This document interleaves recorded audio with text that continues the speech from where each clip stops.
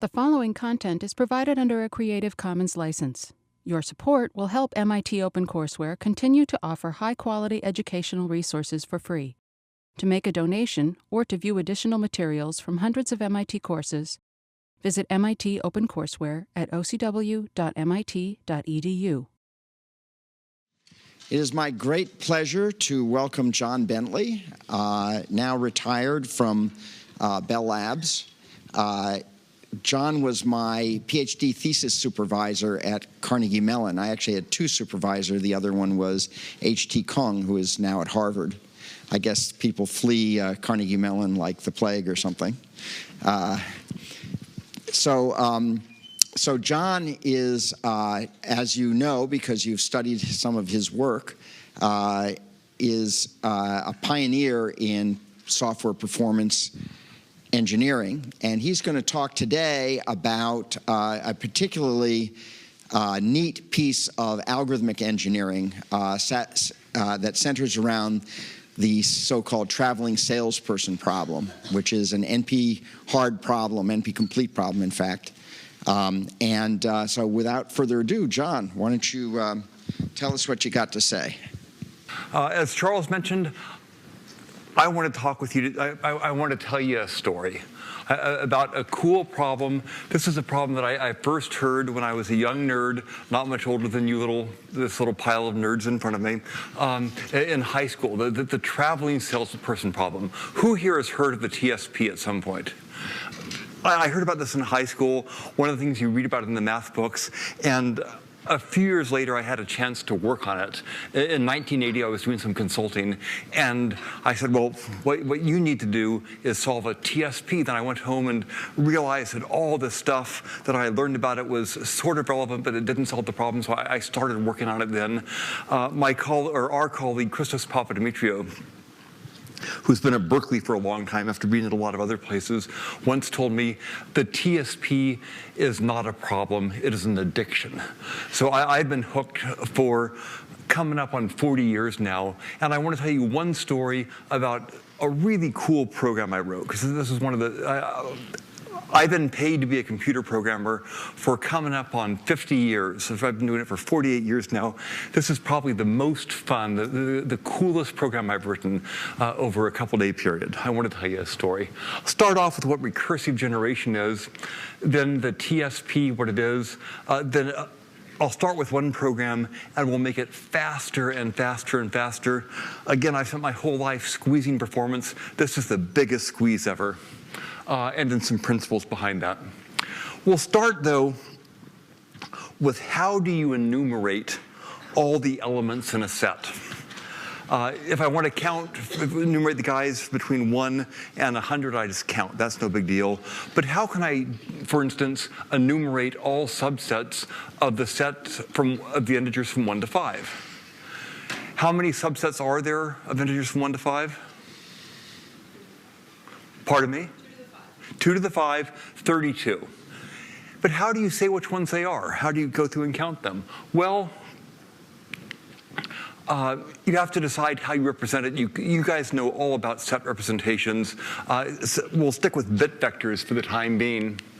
An iterative solution is you just count 0, 1, 2, 3, 4, 5, up to 31. That's pretty easy. But what does it mean to count? What does it mean to go from one integer to the next? How do you go from a given integer to the next one? What's the rule for that? It's pretty easy, actually. You just scan over all the zeros, turning that. You start at the right-hand side, the least significant digit, scan over all the zeros, turn them to 1. Oh, I lied to you. You scan over all the ones, turning them to 0 until you get to the first 0, and then you turn that to a 1.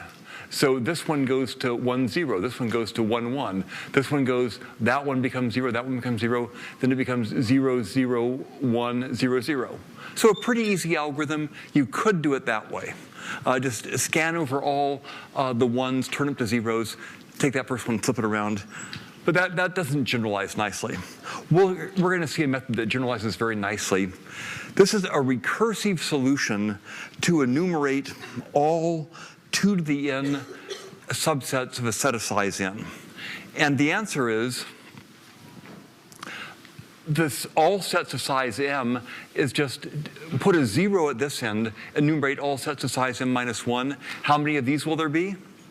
2 to the m minus 1. How many of those? 2 to the m minus 1. What do they add up to? 2 to the m. But all of these have a 0 at that end and a 1 at that end. Everyone see that recursive sketch of how that works? Here's the example. Up here you have the zeros at this end and you fill it out. You have the 1 at that end and you fill that out. If you do that, you notice that in fact we're just counting backwards. 0, 0, 0, 0, 0, 1, 0, 1, 0, 3, 4, 5, 6, 7. That's the algorithm, and the cool thing is the code is really simple. I could probably write a program like that in most languages and get it correct. So if m equals 0, generate all subsets of size m, just visit the current one. You have a pointer going down the array. Otherwise, set the rightmost bit to 0, generate all subsets recursively, set it to 1, do it again recursively. That's a starting program. If you understand this, everything else is going to be pretty straightforward. If you don't, please speak up. One thing that you people have suffered the tragedy of 14 or 15 or 16 years of educational system that has sort of beaten the creativity out of you, and you're afraid to speak up. So even if I'm up here spouting total bullshit, you'll ignore that fact and just sort of politely stare at me and nod. But this is important. I want you to understand this. If you don't understand this, speak now or forever hold it. Anyone have any questions? Please, please. Can we set p to the n minus 1 index twice? I'm sorry, why do we set p to the? N minus 1 index, why do we set that index twice? So here, first I go out to the extreme rightmost and I set it to 0. Then I recursively fill all those in. Then I change it from a 0 to a 1 there, and I fill all of those in. So this is a program that will go through, and as it enumerates a subset, it will call the visit procedure a total of 2 to the m times when it comes down to the bottom of the recursion. Thank you, great question. Any other questions about how this works? Okay, we'll come back to this. The traveling salesperson problem, I apologize. I will really try to say the traveling salesperson problem, but I will slip because I was raised with this being the traveling salesman problem. No connotations, no intentionality there, just senility galloping along. It's a cool problem. Abraham Lincoln faced this very problem in the years 1847 to 1853 when everyone here has heard of circuit courts. Why do they call them circuit courts? Because the court used to go out and ride a circuit to go to a whole bunch of cities. Now people in the cities come to the court, but back in the day, in 1847 to 1853, Lincoln and all of his homies would hop on their horses, judge, defense lawyers, prosecutors, and go around and ride the circuit here. And so this is the actual route that they rode, where they wanted to do this effectively. It would be really stupid to start here in Springfield and go over there, then to come back here, then to go over there, back and forth. What they did was try to find a circuit that minimized the total amount of distance traveled. That is the traveling salesperson problem. We're given a set of n cities that might be a general graph. These happen to be in the plane, but helicopter service was really bad in those days, so they didn't fly directly point to point, whether they stayed on roads. What really matters here is a graph embedded in here. I'm going to speak at this. Everything I say will be true for a graph. It'll be true for geometry. I'll be sloppy about that. We'll see interfaces, how you handle both, but just cut me some slack for that. I have actually faced this myself when I worked on a system where we had a big mechanical plotter, and we wanted to draw these beautiful maps where the maps would fill in dots. They happened to be precincts. Some of them were red, some of them were blue. And you wanted to draw all the red dots first and go around here. And in fact, the plotter would draw this red dot, then that red dot, then this one, then that one. The plotter took an hour to draw the map. I was consulted on this. Aha, you have a traveling salesperson problem. I went down, I reduced the length to about 1/10 of the original length. If it took an hour before, how long would it take now? Well, it took about half an hour, and the reason is that the plotter took about half of its time moving around, about 30 minutes moving around, and about 30 minutes just drawing the symbols. I didn't reduce the time of drawing the symbols at all, but I reduced the time of moving things around from about 30 minutes to about 3 minutes. That was still a big difference. So I faced there, when I worked at Bell Labs, we had drills that would go around, laser drills, go around printed circuit boards to drill holes. They wanted to move it that way. I talked to people at General Motors at one point.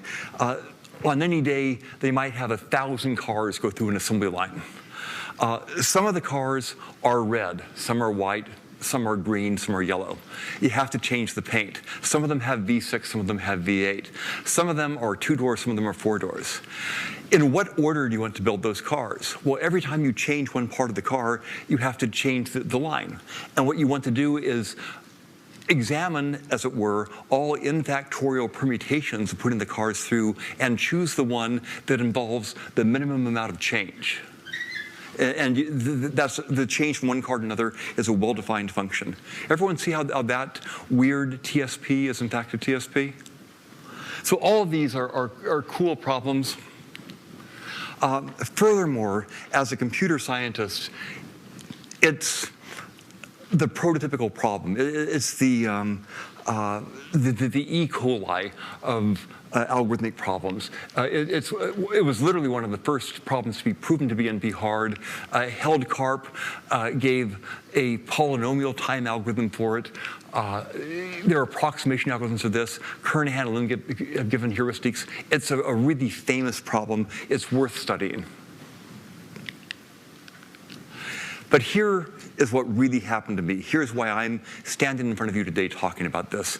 My friend Mike Seamus, in his 1978 PhD thesis on computational geometry, talked about a number of problems. One of them was the TSP. And he shows this and he gives an example of this tour. He says, here's a set of 16 points. Here's a tour through them. Here's a traveling salesperson tour through them.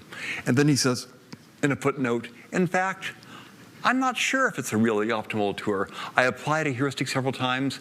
I'm not positive it's the shortest tour. If you wrote a thesis, it'd be sort of nice to know what's going on there. Can you solve a problem that was this tiny little 16-element problem, 16 points in the plane? Can you really figure out what the TSP is through that? At the time, my colleague, our colleague, a really smart guy, couldn't do it. It was computationally beyond the bounds for him. Well, in 1997, I came back to this, and I really wondered, is it possible now? Computers are a whole lot faster in the 20 years. We were talking about that earlier today. 20 years, computers got faster, a lot of things got better. Have things changed enough so I can write a quick little program to solve this? I don't know, we'll see. I did that, I talked about it. I gave a talk at Lehigh University 20 years ago. They liked it, they incorporated it into an algorithms class. The same professor gave it time and time and time again. Eventually he retired. They asked me to come over and give this talk to them. I can't give a talk about 20-year-old material, as the computer science doesn't work that way. So I coded things, and I wanted to see how had things changed in 2 years. So this talk is about a lot of things, but especially it's about how has performance changed in 40 years. So that's one of the reasons one of the things we were talking about earlier today.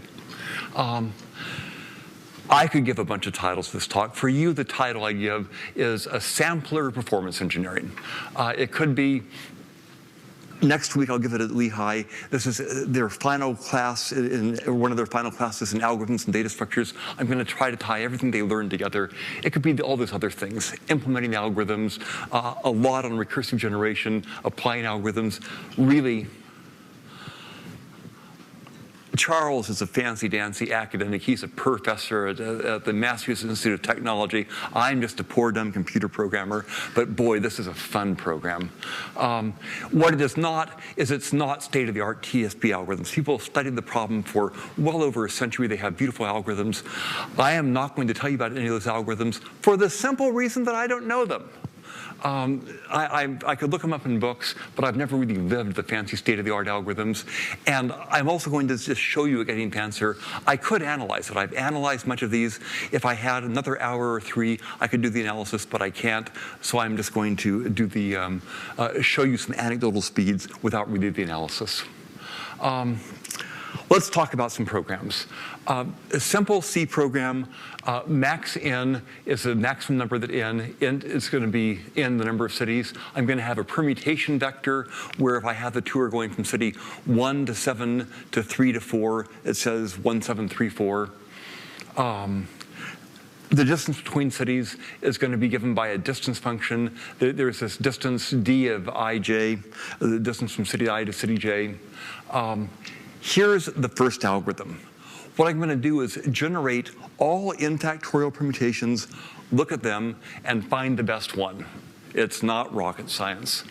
The way I'm going to do this is a recursive function where I could have done it from left to right. I'm a C programmer. I always count down towards 0, so I'm going to count down that way.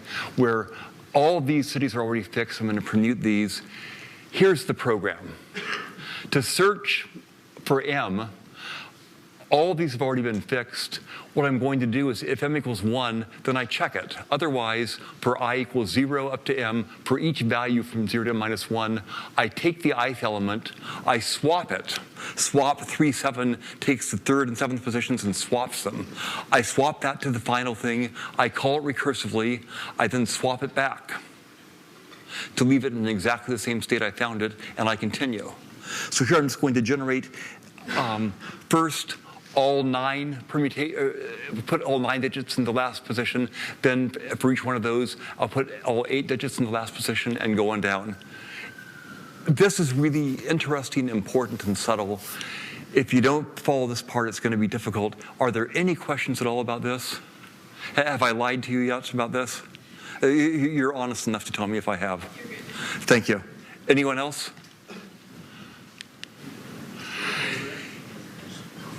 I'm sorry, please. Sorry, I'm not really understanding like the part that's fixed and what you're commuting. Like, why is that part fixed? So far, as I recur down, as m moves down, all of these are fixed. So I'm going to fix these things, and then I'm going to take care of all of these later. So originally, I'm going to have this array be 0. If I have a 9-city TSP, it'll be 0, 1, 2, 3, 4, 5, 6, 7, 8, 9. And first, I put 0 in the end and do the rest, and I put 1 in the end, 2 up to 9 in the end, and recur down. But as the program is progressing, if you stop the program at any time and look at a glance at the program, you can see that given the value of m, this parameter of the recursive function, so this is a way that I'm essentially building this tree where at the top level of the tree, the branching factor is 9. At each of those 9 nodes, the branching factor is 8, then 7, then 6. It's going to be a big tree. If n is 10, how big is that tree going to be? What's 10 factorial? Pardon me? When I was a nerd, we used to try to impress people of appropriate genders by going off saying things like 3628800. You can probably guess how effective that was. So 3.6 million. It's going to be a big tree. Any questions about that? Let's go. When I check things, I just compute the sum there. I start off with the sum being the distance from 0 to the n minus first. Then I go through and add up all the pairwise things and save it. What does it mean to save it? If the sum is less than the minimum sum so far, I just copy those over, change the min sum. And to solve the whole thing, I do a search of size n. This is a simple but powerful recursive program. You should all feel very comfortable with this. Is it correct? Does it work? Is it possible to write a program with about 24 lines of code that works? Not the first time, but after you get rid of a few syntax errors, you check it. How do you make sure it works? I start with n equals 3, and I put 3. Does it give me a tour? Wow, it worked. Think about it. For 3 factorial, they're all the same tour. That part wasn't hard. 4, now that's interesting. That one works too. This program, in fact, can work. Is it going to be a fast program? How long will it take if n equals 10? How many seconds? I'm sorry, what class have I stumbled into? Is this, in fact, Greek Art 303? How long will this take for n equals 10? Pardon me? About a second. Pretty cool. For n equal 20, how long will it take?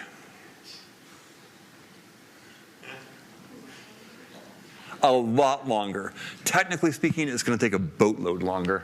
So what I'm going to do here is notice that there are n-factorial permutations. You do n of those at each. Totals that on this fairly fast laptop from a few years ago, but now they're all about the same. At 8 seconds, it took that. At 9 seconds, what should be the ratio? What would you expect would be the ratio between its time at 8 and time at 9? Well, about a factor of 9, you'd hope. Is 0.5 times 9 about 3.34? Yeah, close enough. Here, going down from 10, it's 4 seconds, 46 seconds. Yeah, it's going up by a factor. So here, I've run all my examples. I run out to 1 minute of CPU time. After that, I estimate. If this one takes 3/4 of a minute, 12 times that is 12 minutes. 3/4 of that is 9 minutes. For 13 is 2 hours. How long should 14 take, ballpark? Yeah, a day, ballpark. How long will 15 take if 14 takes a day?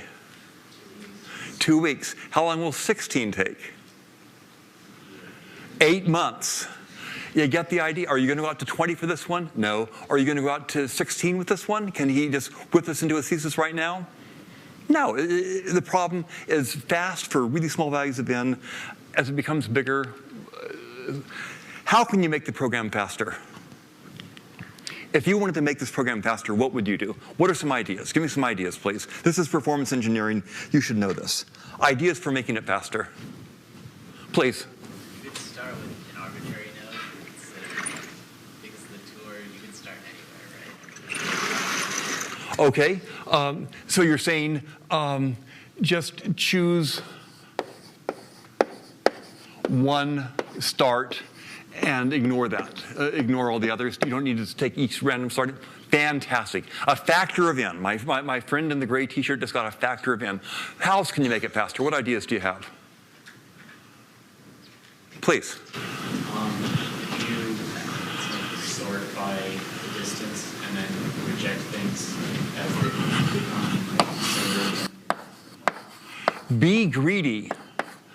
Follow the pig principle. If it feels good, do it. Just local optimization. We'll get to that in a long time, but boy, would that be a powerful technique. Other ideas, please?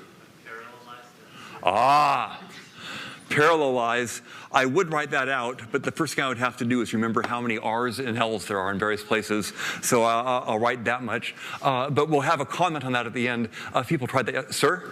Lock your machine. Unlike you, Charles and I at one point attended a real engineering school. Carnegie Mellon, formerly known as CIT, Carnegie Institute of Technology. Charles, do you remember the cheer? The cheer? The cheer? I don't think I ever cheered. 3.14159, tangent, secant, cosine, sine, square root, cube root, log of v, water-cooled slipstick, CIT. What's a water-cooled slipstick? Pardon me? It's a slide rule that you run so fast it has to be water cooled. So if you can just overclock the machine, just spray it with a garden hose. And as long as it makes it over the finish line, you don't care if it dies when it collapses. So sure, you can faster machines, and we'll talk about that. How else can you make this faster? Other ideas? These are all great ideas. We'll try it. Let's see some ideas. Compiler optimizations. I just said GCC, and I ran it. What should I have said instead? Instead of just GCC? O3. How much difference will that make?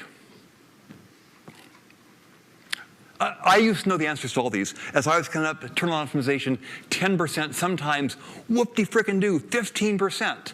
Does turning on O3 still make a 15% difference? We'll see. You could do that.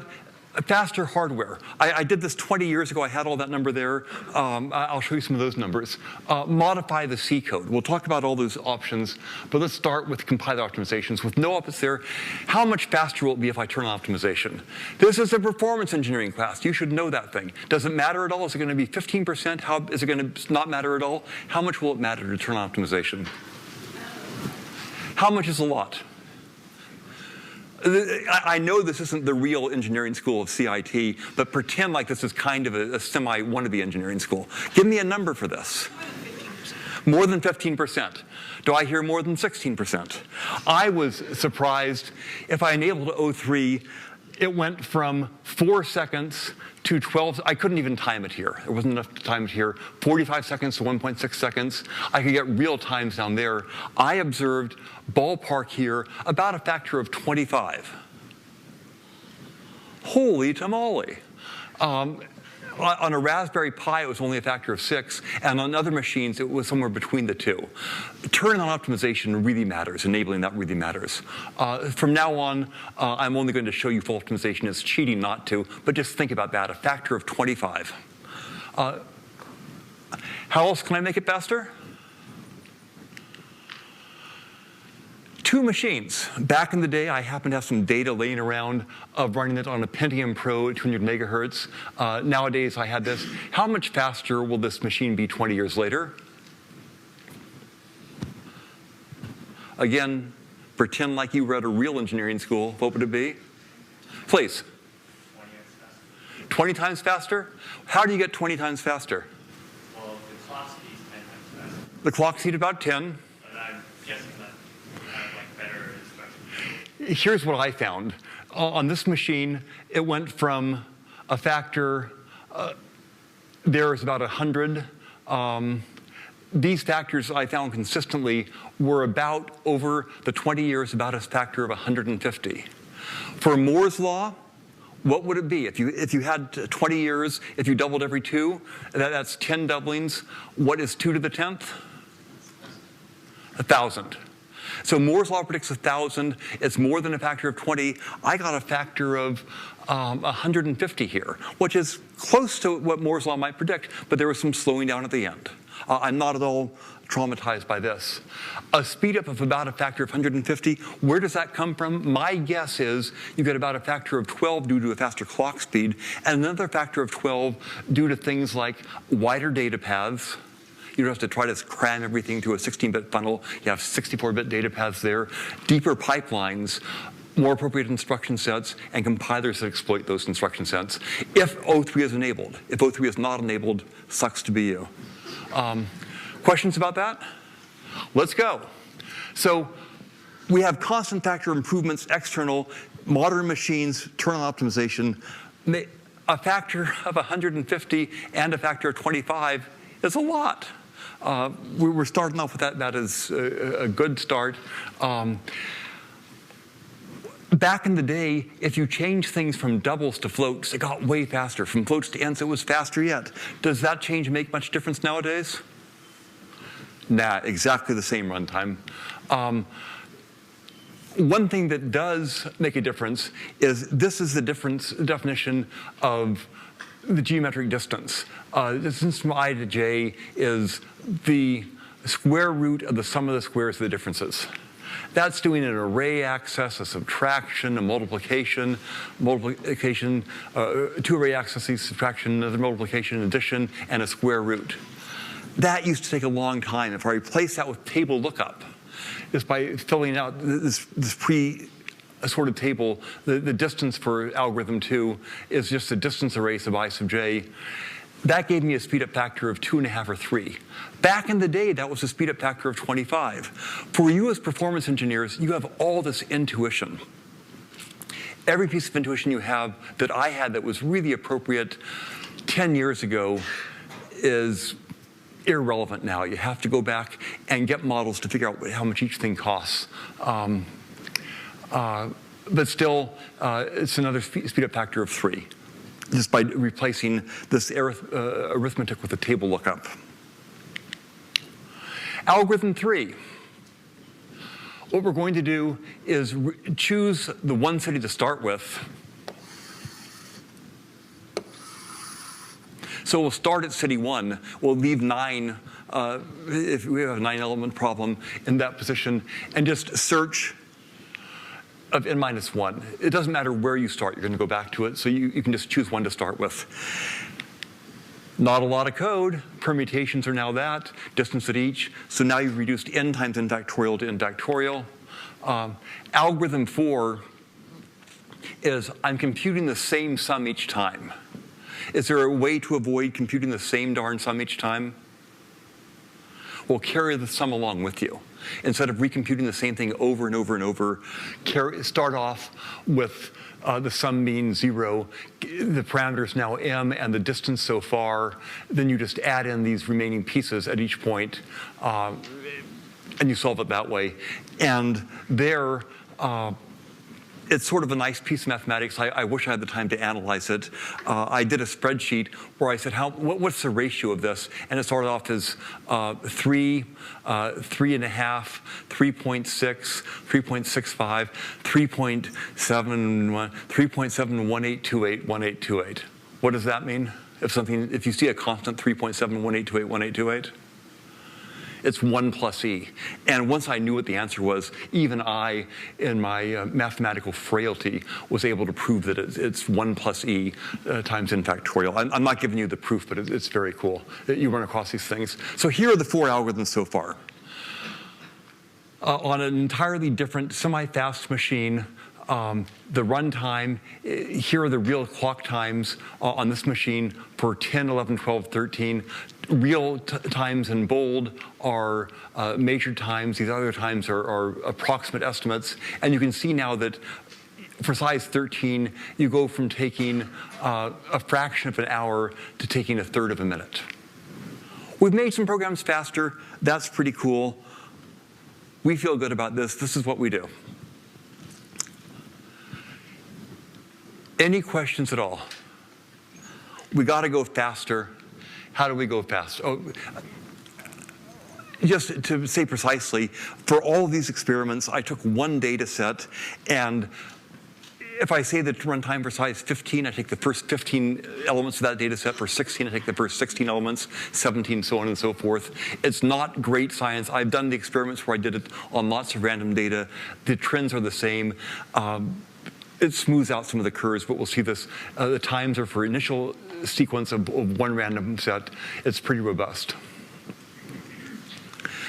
But the problem has factorial growth. It started factorial, it's still factorial. What does that mean? Each factor of n allows us to increase the problem size by 1 in about the same time. Faster machine and all that we can now push into the teens. What does that mean? You can take Abraham Lincoln's problem, and they got a tour with this length. The optimal tour looks sort of the same on this side, but it's really different over here. Charles, what figure is that? I've mentioned yesterday that if you work on the traveling salesman, every instance you see turns into a Rorschach test. The first one is a bunny hopping, and the second one is just the head of the bunny. The bunny head. Everyone see that? Those are, in fact, the correct answers. He is a psychologically sound human being. Does anyone else want to give their Rorschach answers? A free diagnosis. Absolutely no charge. I'll completely diagnose you. But the bunny hopping and the bunny head on are, in fact, the correct answers for here. We'll see more later.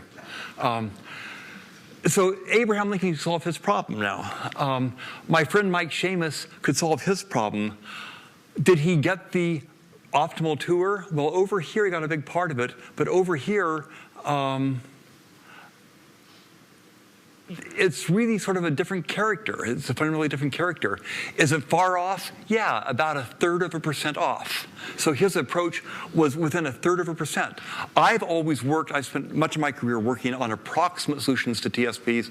Those are often good enough. This algorithm you can prove that he applied is within 50%. In the real world, it got within 1/3%. Wow. But now we can go out and we can solve the whole problem in 16 hours. If you were writing the thesis and you happen to do this, would it be worthwhile now to sink 16 hours of CPU time into this?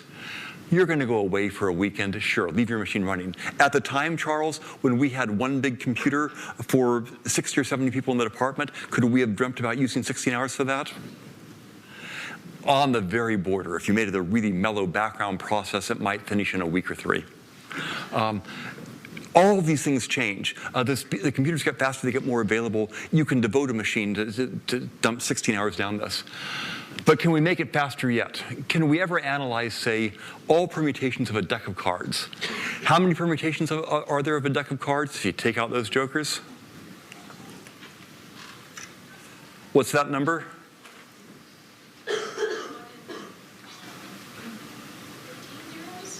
Yeah, a 1 with 15 zeros after it? It's a big number.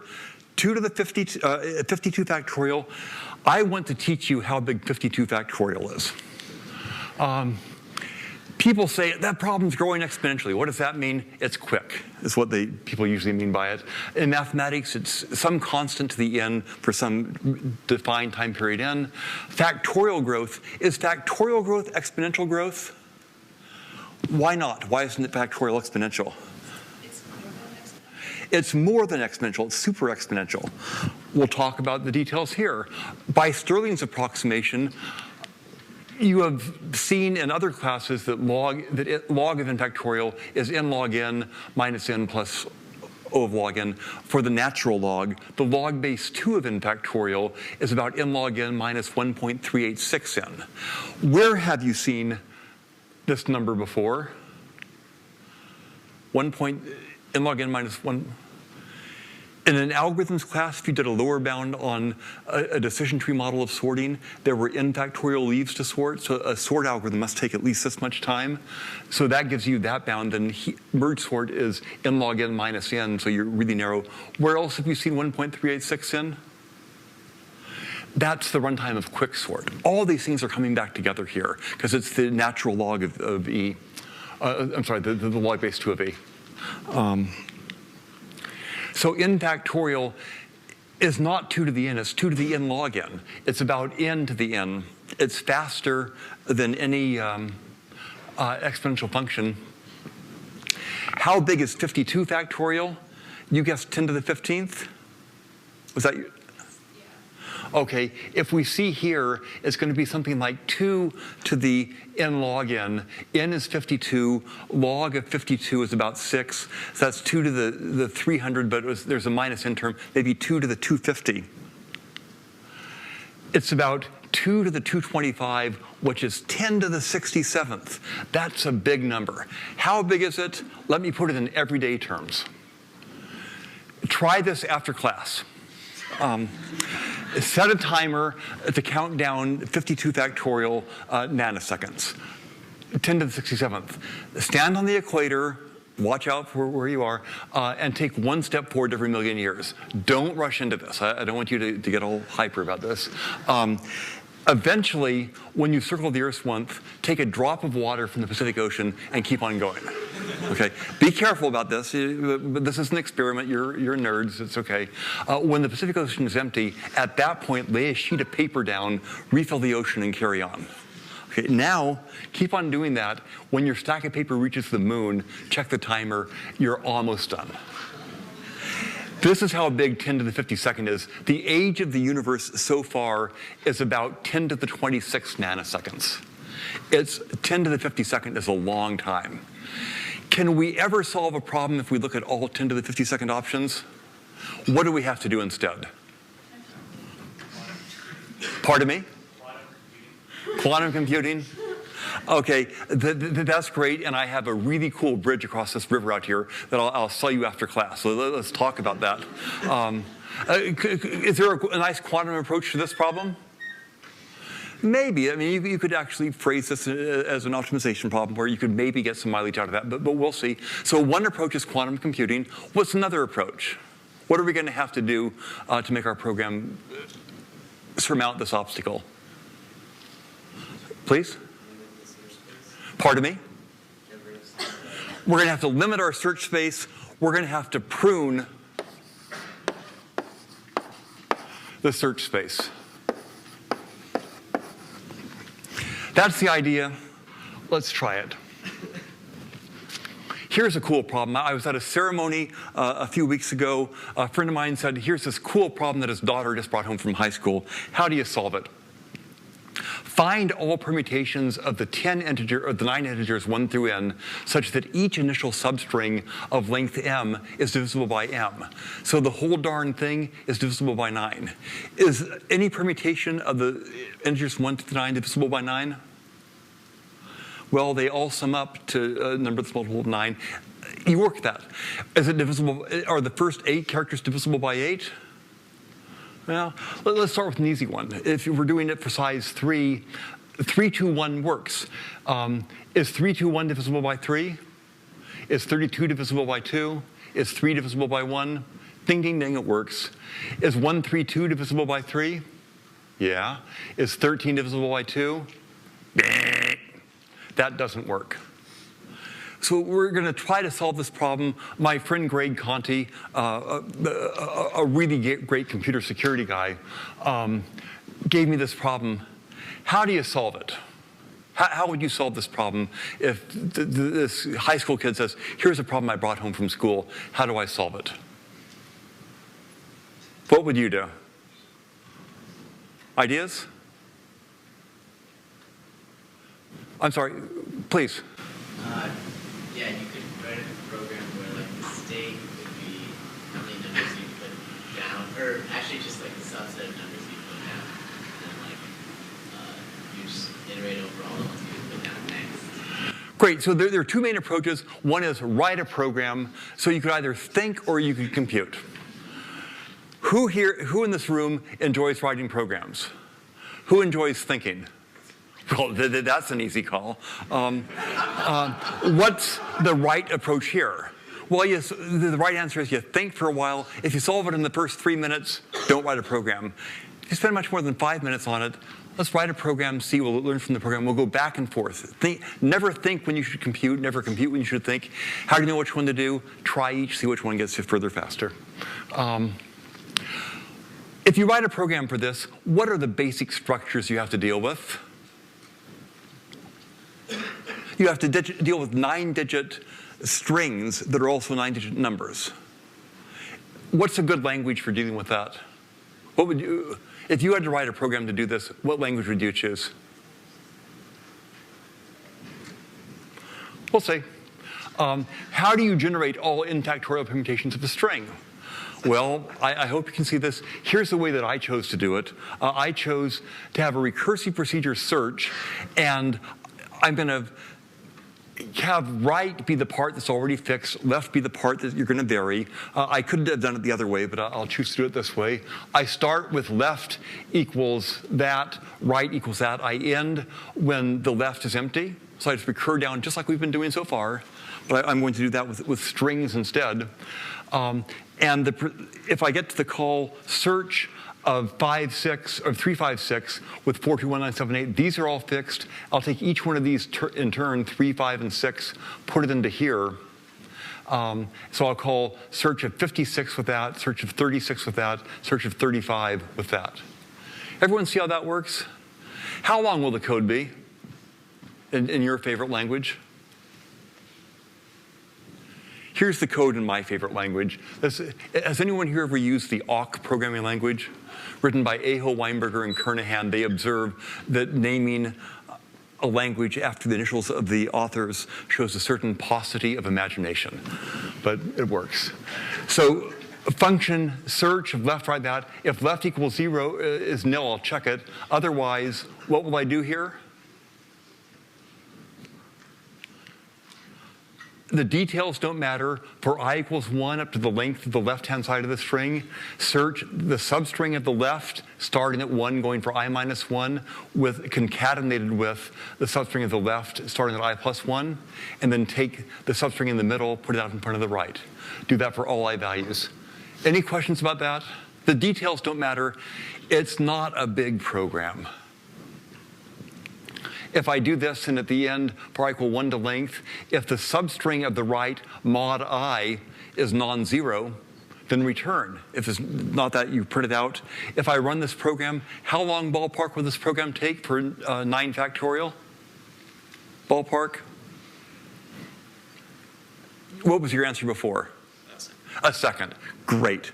Well, we'll recycle that. Reduce, reuse, recycle. We'll recycle your answers. If I call it originally with that string, it takes about 3 seconds.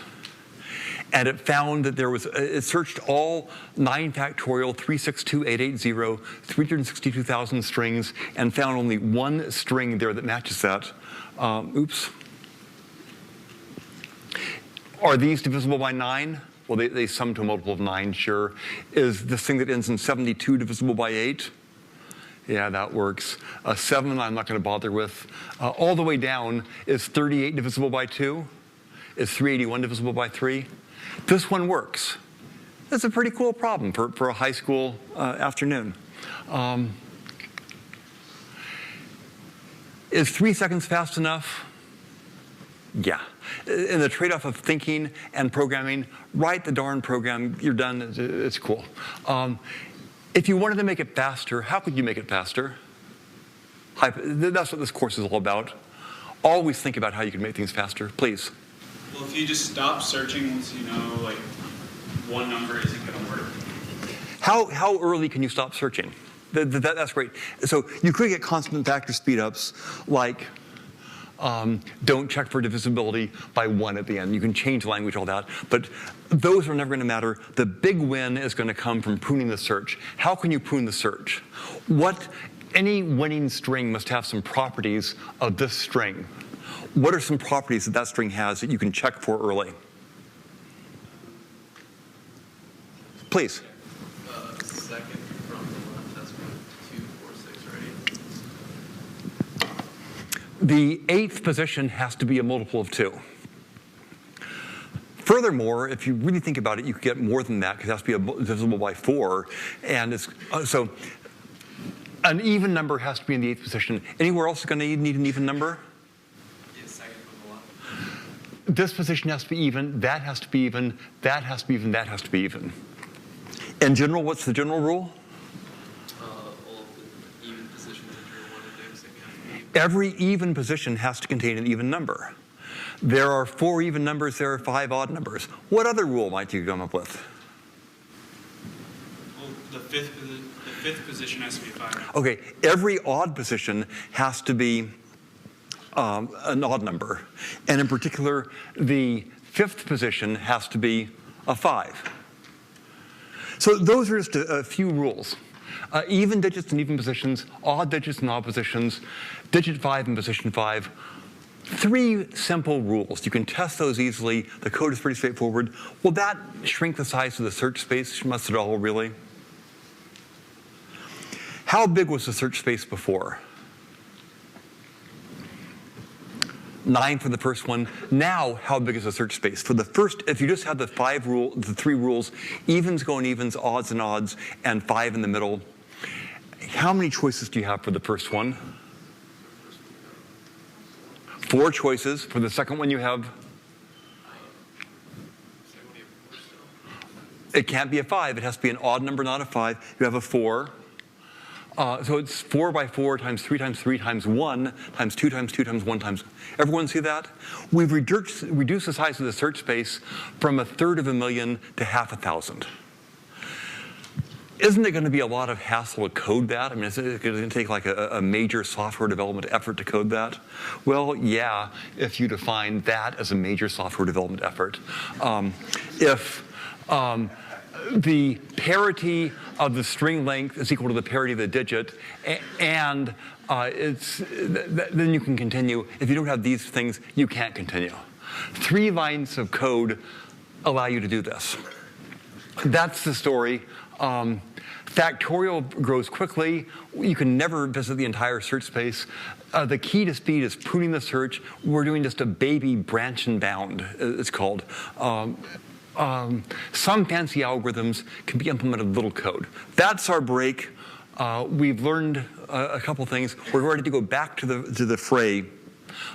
Any questions about this diversion before we go back to the TSP? These are important lessons. We'll try to apply them now.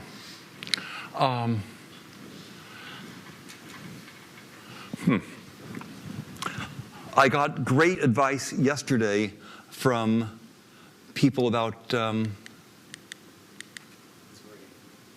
how to do this, and I seem to have skipped. Okay, here it is. I've got it.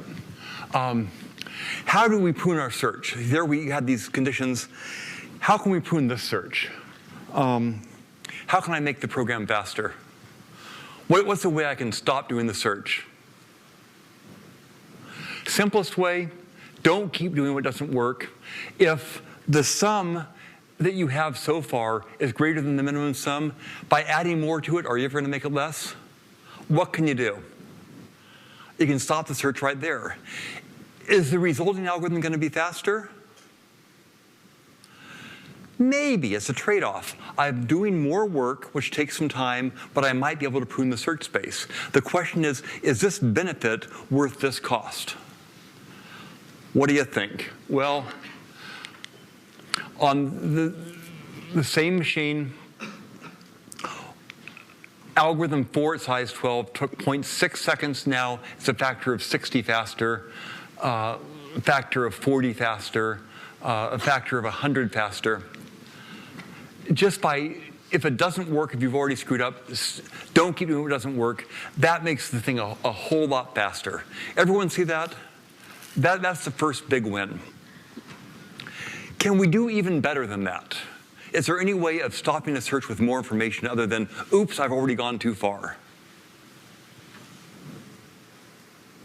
Please? The nodes you visited previously. Wait, command voice, speak loudly. If the nodes you visited previously are the same, but like the same subset, but a different order than a search you've done before, then the answer. That's a really powerful idea that Hilton Karp used to reduce it from n factorial time to n squared 2 to the n time. We'll get to that. That's really powerful, but now we're looking for something not quite that sophisticated. But that's a great idea. Can I somehow prune the search if a sum plus a lower bound on the remaining cities is greater than the minimum sum? Because what kind of lower bound could I get? Well, I could compute a TSP path to them. That's really powerful. That'll give me a really good bound, but it's really expensive to compute. So I could, if this is the city I've done so far, I could compute a TSP path through the rest, which might in this case look like this, and hook it up. That's going to be a really powerful heuristic, but it's going to be really expensive to compute. On the other hand, I could take just the distance between two random points. I'm going to choose this point and this point. I happened to get the diameter of the set.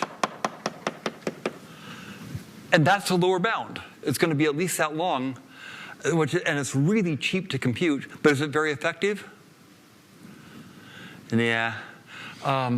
So the first choice is effective but too expensive. The second point is really inexpensive but not very effective. I could also compute the nearest neighbor of each city. From this city, if I just compute its nearest neighbor among here, say it's that, this one is that one has its own nearest neighbor. I could compute these distances, and that's pretty inexpensive to compute, and it's a pretty good lower bound. That would work. Who here knows what a minimum spanning tree is? Good. What I'll do here is I'll take here a minimum spanning tree. Of n cities, a tree is n minus 1 edges. This tree has n-1 edges. This is a spanning tree because it connects all cities. And furthermore, it is a minimum spanning tree because of all spanning trees, this one has the minimum total distance. Now, the tour is going to be less or greater in distance than the minimum spanning tree. Why is that?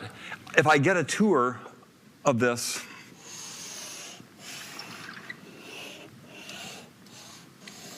I can just knock off the longest edge.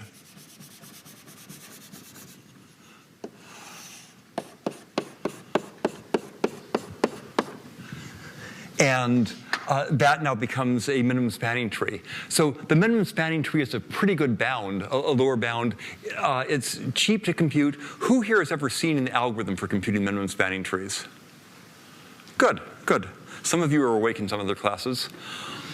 What are the odds of that? I mean, what an amazing coincidence. So what we'll do is say now that a better lower bound is to add the minimum spanning tree to the remaining points. So I change this program to if sum plus the MST distance.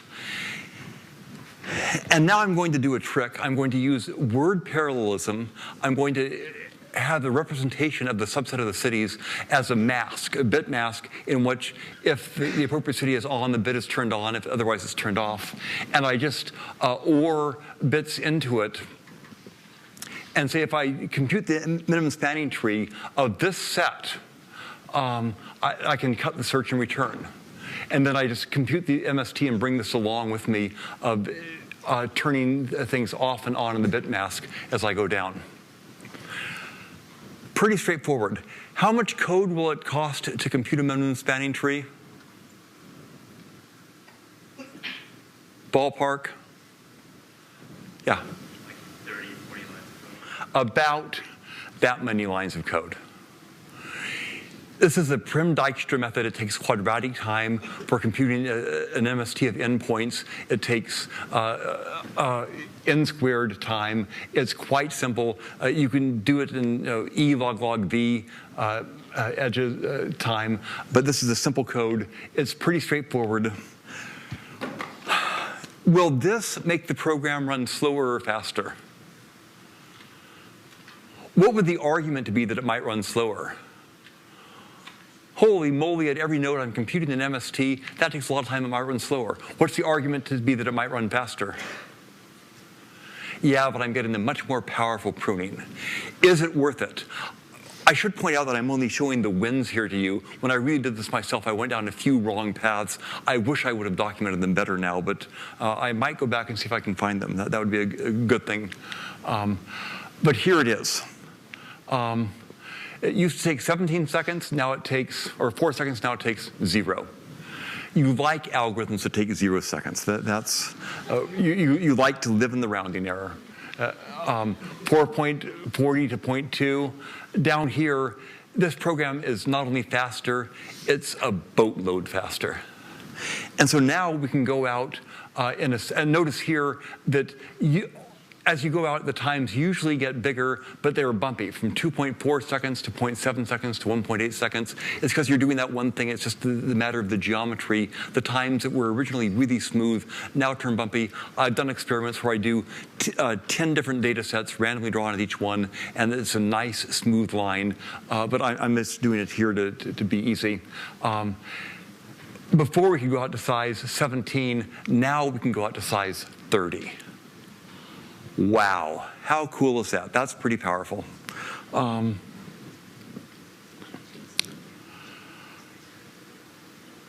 I make this, please? So is it possible that the configuration of points that you choose is chosen in such a way that this thing doesn't actually prune any bad permutations, and then this algorithm just takes wins? That's absolutely true, and I've tried this both on random point sets. I've tried it on distance matrices. I've tried it on points where they're randomly distributed around the perimeter of a circle. And so this could be a lot of time. Almost always it's pretty effective. Again, if I had more time, I'd talk about it. But in fact, we're going to go until 3:45, Charles? 3:55? When the big hand is on the 11?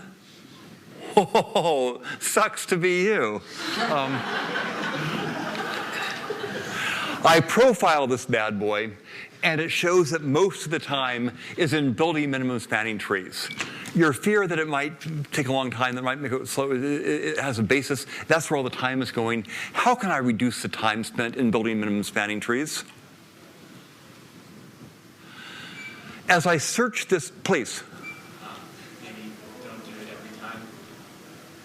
I could do some incremental minimum spanning trees because they change a lot. And so there are several responses. One is whenever you're building something over again, rather than building it from scratch, see if you can do an incremental algorithm where you just change one bit of the minimum spanning tree. If I just add one edge into the graph, always try an incremental algorithm. That's cool. That's one sophisticated approach. What was another pretty idiot simple approach? Whenever you compute something over and over again, what can you do to reduce the time spent computing it?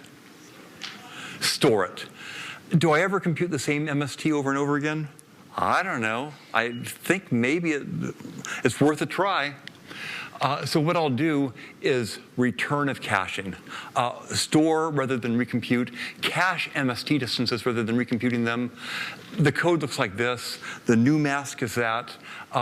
If the MST distance array is less than 0, you initialize everything to 0. Here, I'm just going to store them all in a table of size 2 to the n. I can just do direct indexing. If it's less than 0, compute it, fill in the value. If sum plus that, return. Not much code. But do you really want to store, to blast it out and to use this lazy, I'm using lazy evaluation of this table here. Only when I need it do I fill in a value. That's not particularly effective. Rather than storing all 2 to the n tables, what can I do instead? What's our favorite data structure for storing stuff? Hash table.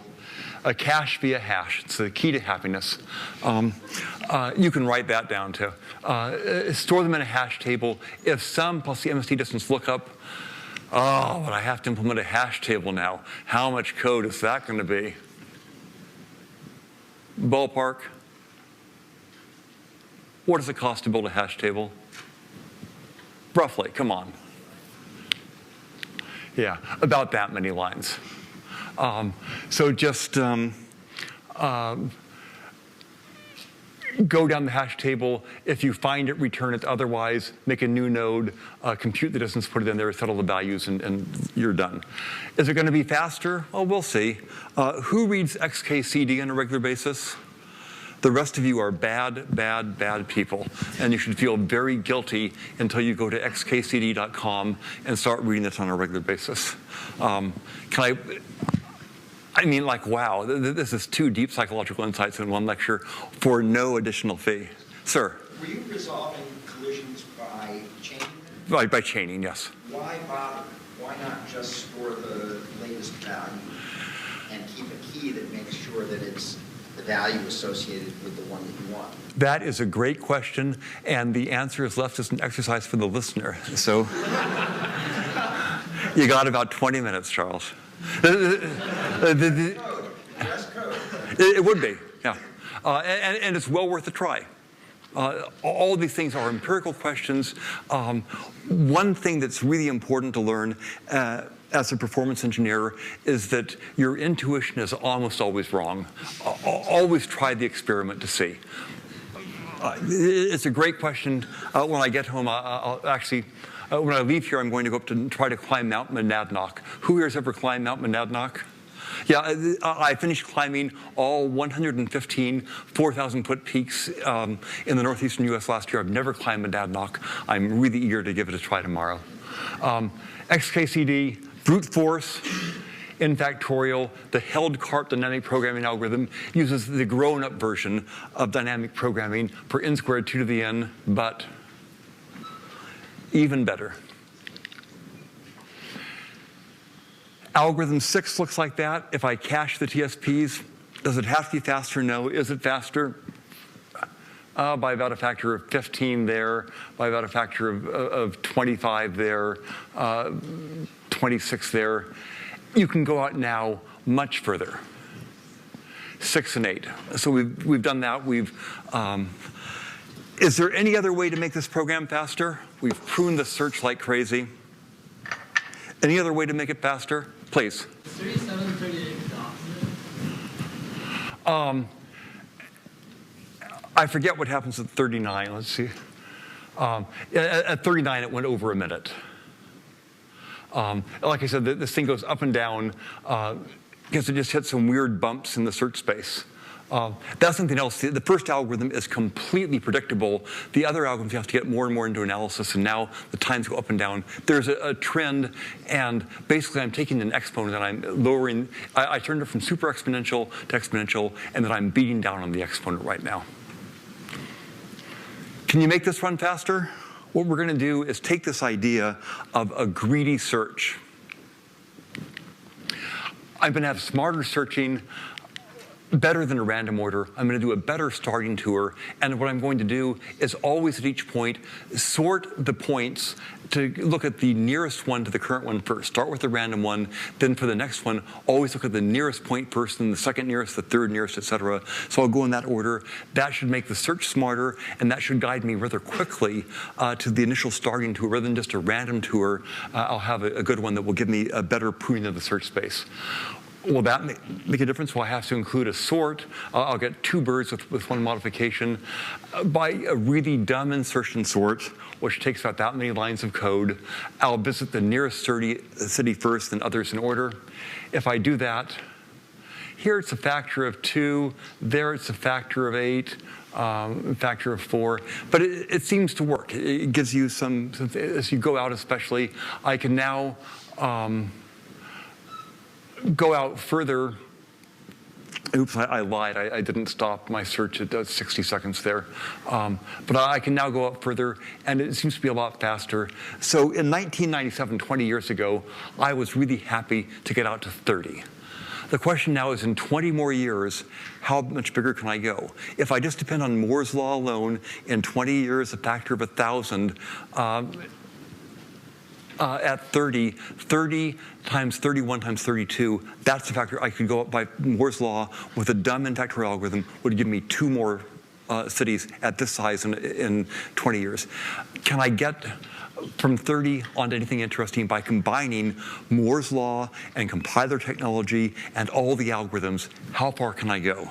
Well, I was going to give a talk at Lehigh, and so I could go out in under a minute. I could go to the 45-city tour. Charles answered this yesterday, so he is completely clear.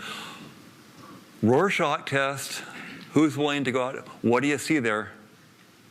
Puppy. Dancing doggy. That was mine, was dancing doggy. I like that a lot. That's the obvious answer. But Charles, and this shows a profound mind. Professor Lysis, what is this?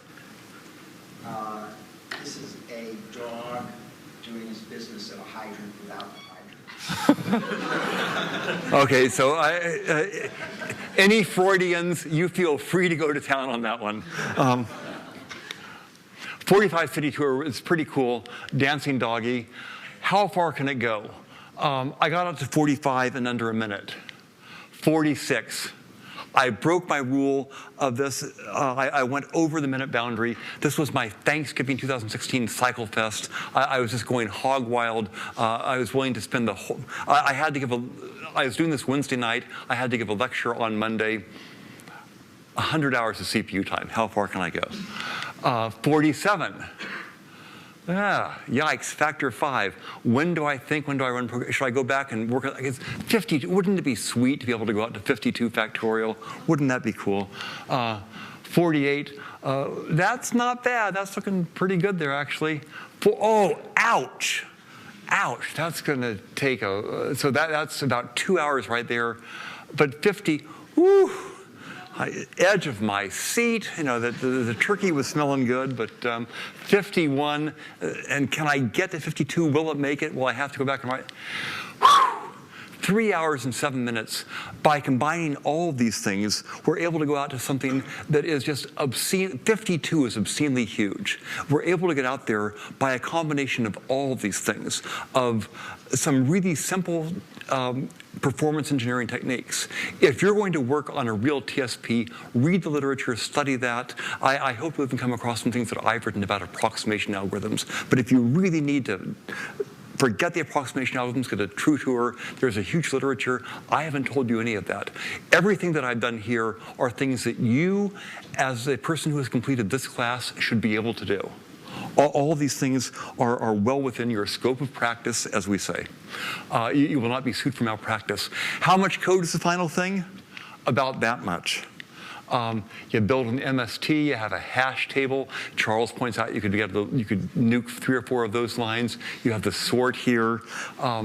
Altogether about 160 lines. Where have we been? We could get out to 11. Store the distances out to 12. Fix the starting city, that was the big one. Accumulate distances along the way. These were all good, but then by pruning the search, we started making the big things. Add the MST, store the distances in a hash table, visit the cities in a greedy algorithm. Each one of these gave us more and more and more power as we went out there, till we were finally able to go out pretty far. There are a lot of things you can do. Parallelism, faster machines, more code tuning, better hashing. That malloc is just begging to be removed. Better pruning, a better starting tour, better bounds. I can take the MST length plus the nearest, so I do this MST plus the nearest neighbor to each of the ends. I can get that. Would that make a big difference? Empirical question, easy to find out. Can I move my pruning tests earlier? Better sorting. This is really cool. Can I maybe just sort once for each city to get that sorted list, then go through that pre-computed sort and select the things in order? Is that going to be a win in this context? The main ideas here are caching, pre-computing, storing this, avoiding the work. Could I change that n-squared algorithm to just a linear time selection?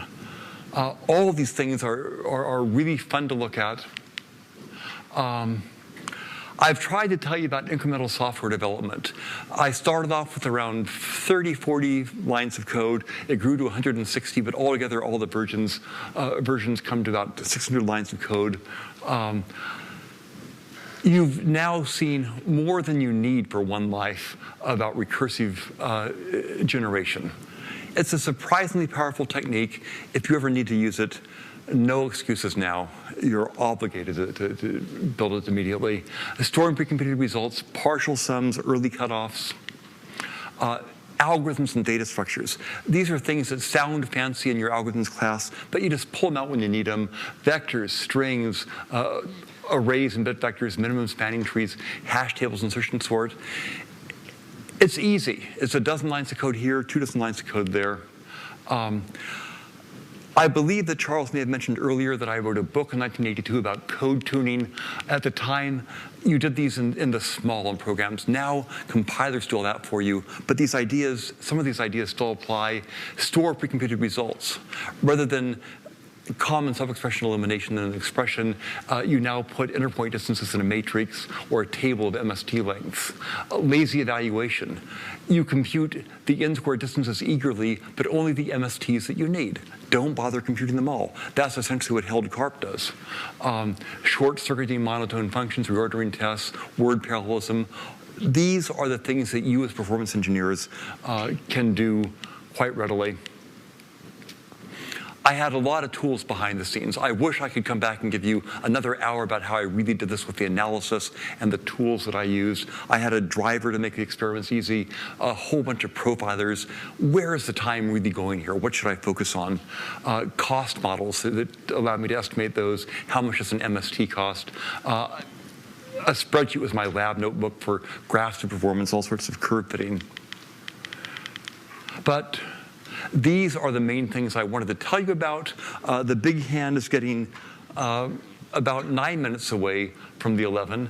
Professor Lyserson, is there anything else that these fine young semi-humanoids need to know about this material? Does anybody happen to see any analogies with the current project board? Maybe people could chat a little bit about where they see analogies for what they're going to work. I don't know what project. One of my first exposures to MIT was when I had Donovan as a software systems book, and it was dedicated to 6.51 graduate students. I saw that and I thought, that bastard. I'm sure that the 6 students really worked hard on it, but to say that the 7th student worked only a little much more over halfway, and then to be so precise, that's just cruel. What of a son of a bitch that guy might be? So I don't know what project 4 is, but is it Lizer chess by knee? Oh, great, I know what that is.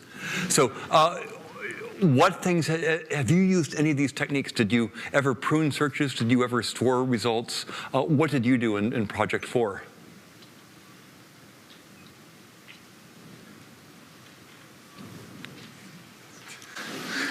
You're delegating this.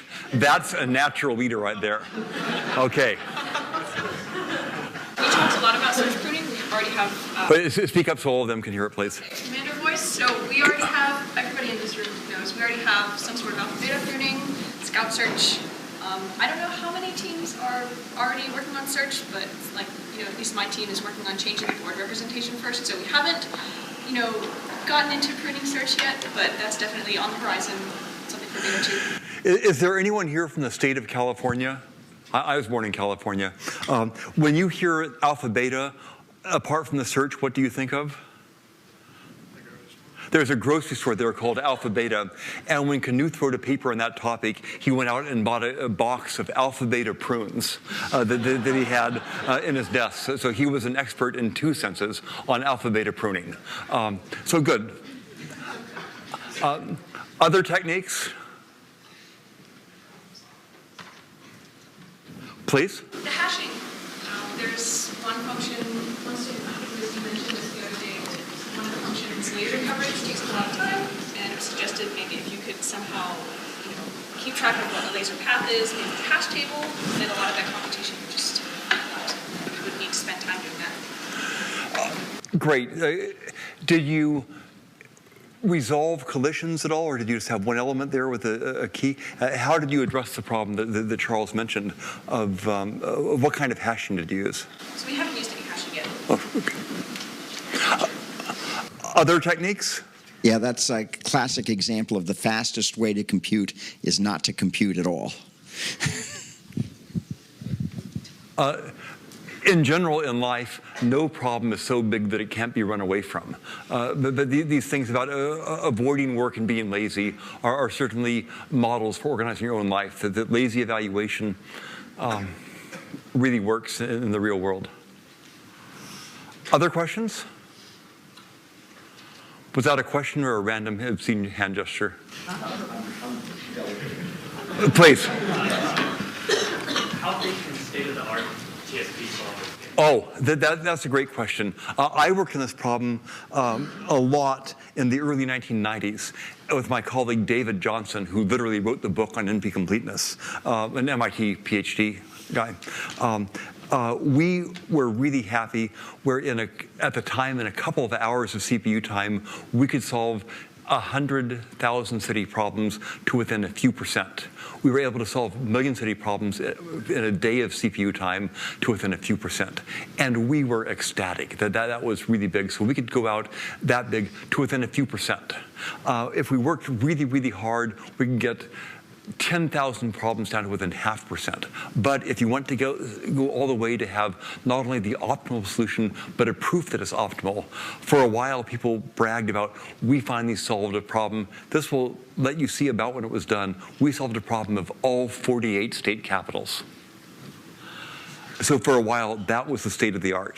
And then that number has crept up over time, and now you can get exact solutions to some famous problems into the tens of thousands by using lots and lots of really clever searching, the branching down with really clever lower bounds to guide it up.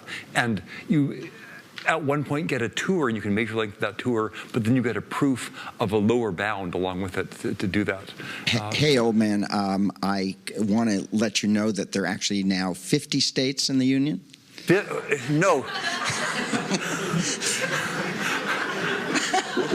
What time did this happen? You can tell that I am much, much, much older than Charles, and he never lets me hear the end of it. I trust that the rest of you, this is like the third free deep psychology insight, is be kind to old people. Ignore the example that the kid over there sets, and show some class with respect to me and my fellow geezers. Yeah, we were both born in 1953. But I was born in the good part of 1953. In particular, I was born before Her Majesty the Queen of England assumed the throne. Can you make the same claim? I cannot make the same claim. I'm sorry. He can, but only because he's a sneaky bastard. Can you make it truthfully? It's the question I should have asked. Other questions?